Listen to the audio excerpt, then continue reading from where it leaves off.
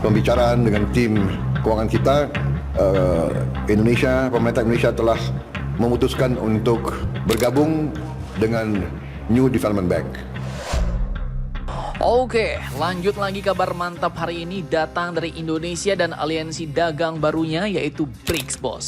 Nah, seperti yang kalian tahu, Indonesia sejak Januari kemarin telah resmi masuk ke dalam blok ekonomi Rusia, China, India, dan kawan-kawan yaitu BRICS. Dan kini, kabar terbarunya lagi, Indonesia pun ternyata juga bergabung ke dalam Bank Dunia buatan BRICS yaitu NDB, bos. New Development Bank.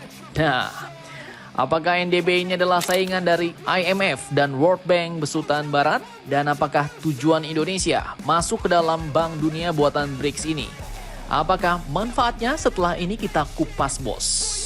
Kemudian kabar keduanya nanti terkait masuknya Indonesia menjadi anggota NDB.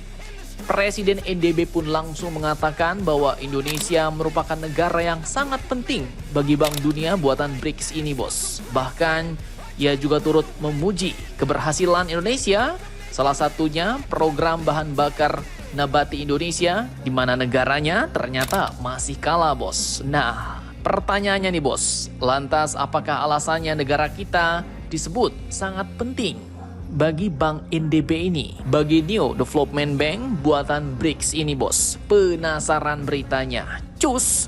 Mari kita ulas berita lengkapnya satu per satu, bosku.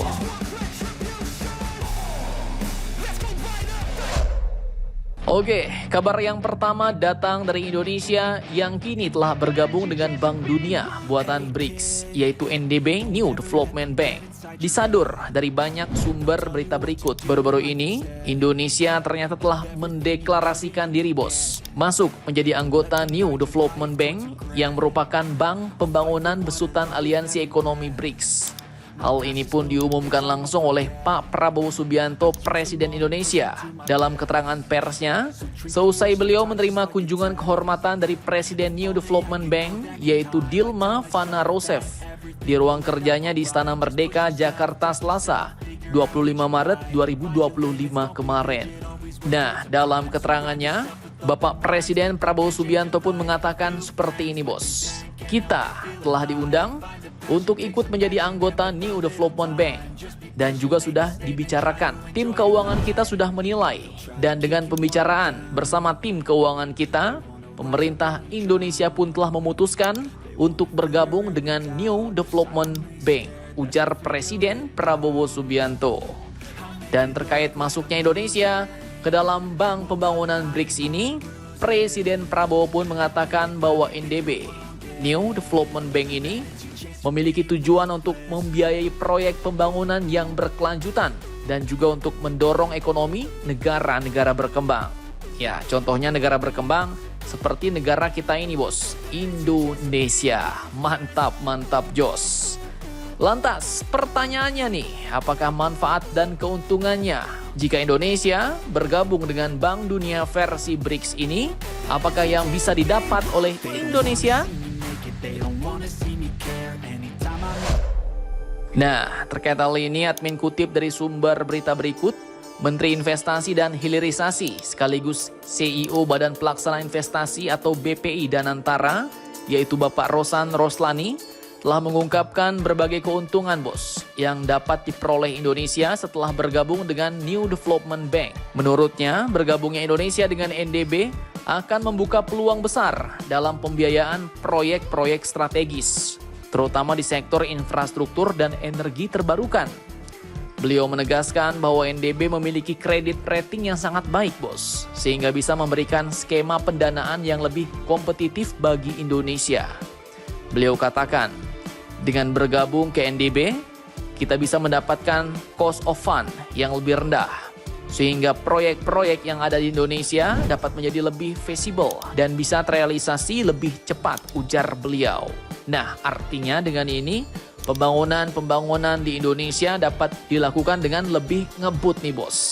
Jadi untuk nyari investor dan pendanaan nggak terlalu susah, nggak perlu susah-susah lagi. Kalau diokekan sama NDB, ada duitnya langsung dibangun, sehingga harapannya pembangunan Indonesia dapat lebih cepat dan dapat berdampak besar bagi pertumbuhan dan ekonomi rakyat serta bangsa Indonesia.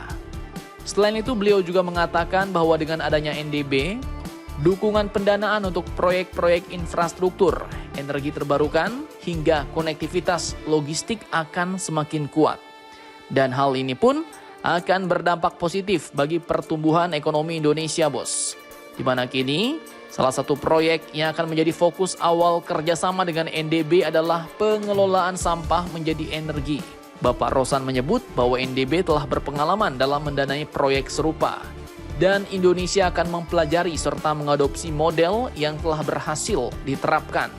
Nah, mantap jos nih bos. Jadi selain dapat lebih mudah mendapatkan pendanaan, kita nantinya juga bakal dapat ilmu dan teknologi baru nih dari proyek-proyek teknologi yang telah dibangun di negara lain oleh NDB ini, utamanya dari anggota-anggota BRICS. Kemudian terkait bergabungnya Indonesia ke dalam NDB, Presiden NDB pun juga mengatakan bahwa Indonesia adalah negara yang sangat penting bagi NDB. Nah, apakah alasannya?